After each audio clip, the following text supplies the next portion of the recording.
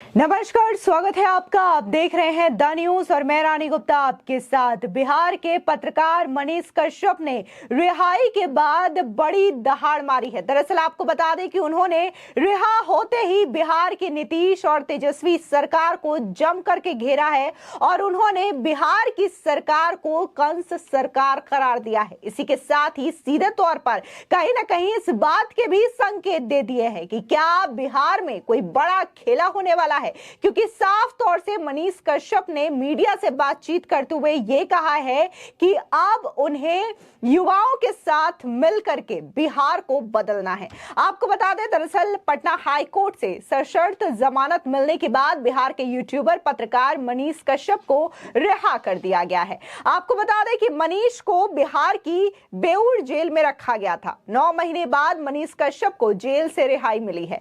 मनीष कश्यप को पहले तमिलनाडु ले जाया जाना था, मगर पटना सिविल कोर्ट के बाद बिहार में ही रखा गया।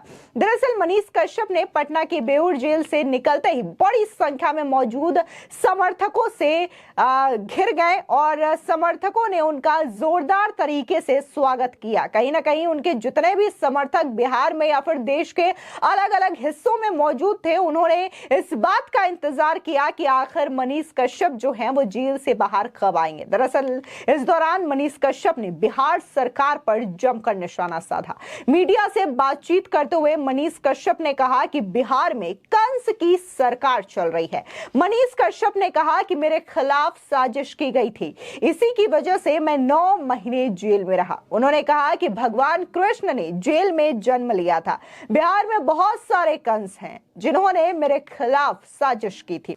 इस दौरान मनीष कश्यप ने कहा कि यह सजा मुझे कोर्ट ने नहीं दी, नेताओं ने दी थी। मुझ पर जो एनएसए लगा दिया गया, जिसे कोर्ट ने हटा दिया। मनीष कश्यप ने कहा कि जो भीड़ आज मौजूद है, इनकी आंखों की उम्मीदें जरूर पूरा करूंगा। जो भी मेरे भाग्य में होगा वो जरूर होगा।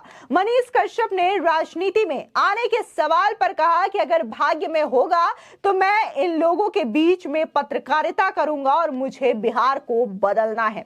आपको बता दें कि कुछ समय पहले मनीष कश्यप का एक वीडियो भी वायरल हुआ था, जिसमें वो नीतीश और तेजस्वी यादव को चुनौती देते हुए नजर आ रहे थे और चुनाव लड़ने की भी बात कहते हुए नजर आ रहे थे। कहीं ना कहीं इन्हीं चीजों को लेकर के मीडिया ने उनसे सवाल किया, राजनीति में आने को लेकर के। बता दें कि मनीष कश्यप ने कहा कि मैं बिहार का इतना बड़ा अपराधी हूं कि मेरे दादाजी के नाम पर घर की कुर्की कर दी जाती है। यहाँ कंस की सरकार है, वो मुझ पर फिर से कार्रवाई कर सकते हैं।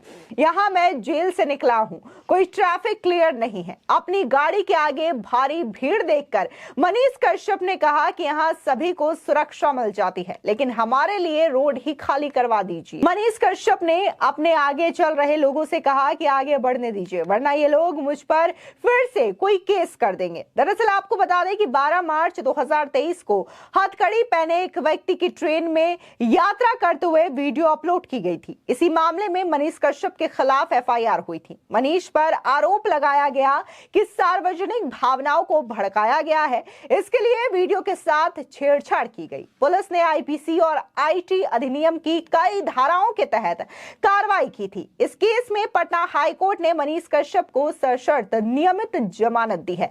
आपको बता दें कि इस दौरान मनीष कश्यप ने आगे यह भी कहा कि बिहार का डीएनए इतना खराब नहीं है कि कंस से डर जाएंगे। बिहार के डीएनए में दशरथ मांझी और गुरु गोविंद सिंह महाराज जी का डीएनए है।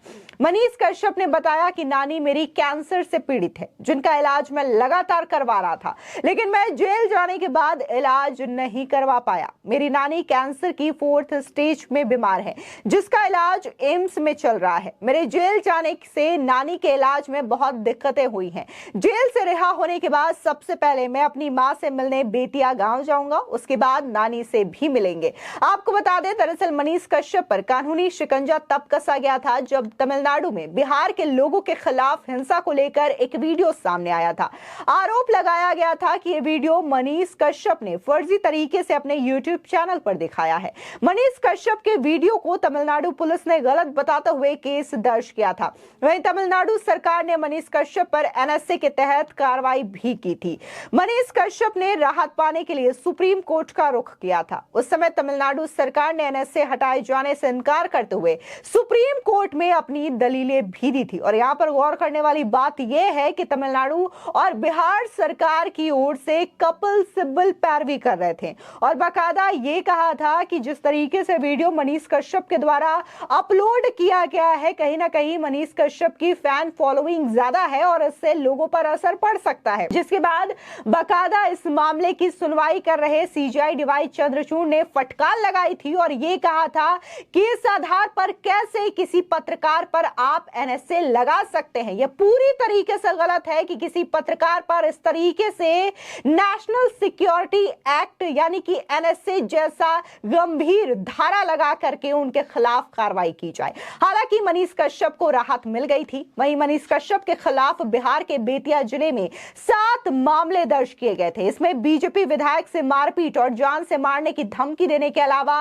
बैंक मैनेजर से मारपीट का आरोप भी था। इस मामले में कुर्की जब्ती के बाद मनीष ने थाने में सरेंडर कर दिया था। तभी से मनीष कश्यप को जेल में रखा गया था। आपको बता दें कि तमिलनाडु में मनीष कश्यप के खिलाफ 6 मामले दर्ज हुए थे। सिविल कोर्ट के फैसले के बाद मनीष को तमिलनाडु जेल में नहीं जाना पड़ा। वहीं मनीष को पटना की ही जेल में रखा गया। यहाँ कई मामलों में सुनवाई के दौरान पेशी होनी थी। वहीं तमिलनाडु में दर्ज मामलों में पेशी वीडियो कॉन्फ्रेंसिंग के माध्यम से हुई। अगस्त महीने में पटना सिविल कोर्ट ने मनीष कश्यप को बड़ी राहत दी थी और कोर्ट ने मनीष कश्यप को तमिलनाडु जेल वापस नहीं जाने का आदेश भी दिया था। तब वकील शिवनंद भारती ने बताया था कि तमिलनाडु में मनीष के खिलाफ कुल 6 मामले दर्ज हुए थे, जिस पर उन्हें डिफॉल्ट बेल मिली थी। वहीं मनीष के खिलाफ आर्थिक अपराध इकाई के 4 मामले भी दर्ज किए थे, जिसको बाद में यह कहकर के सुप्रीम कोर्ट में क्लब कराने का बात रखा गया था कि अगर ये मामले एक साथ रहेंगे, एक जगह रहेंगे,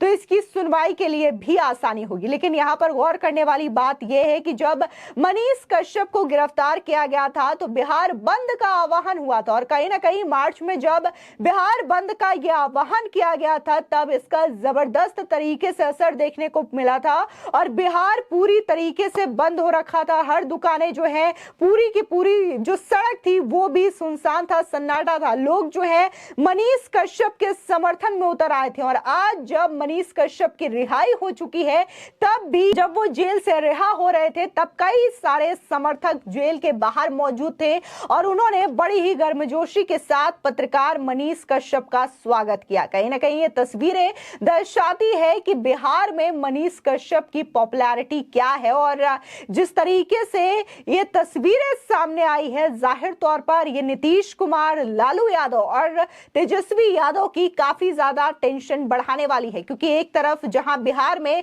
बीजेपी लगातार हमलावर है, कई सारे मुद्दों को लेकर के आरजेडी और जेडीयू को घेरा जा रहा है और अगर हम बात बीजेपी की भी छोड़ दें तो आपस में आरजेडी और जेडीयू के नेता जो हैं एक दूसरे के खिलाफ लगातार बयानबाजी कर रहे हैं। कहने को तो ये इंडिया अलायंस का भी हिस्सा है, लेकिन ये इंडिया अलायंस के बारे में, उनके नेताओं के बारे में भी एक दूसरे के विपरीत बयान देते रहते हैं। तो ऐसे में लगातार बिहार जो है अपने ही नेताओं से घिरी हुई है और इनकी जो टेंशन है वो लगातार बढ़ रही है। लेकिन इस बीच मनीष कश्यप भी अब जेल से बाहर आ चुके हैं, जिससे कि बिहार सरकार की टेंशन, उनके माथे की शिकन और भी ज्यादा बढ़ती हुई नजर आ रही है। फिलहाल इस पूरे मामले को लेकर के आपकी क्या राय है, हमारे कमेंट सेक्शन में जरूर बताएं। धन्यवाद।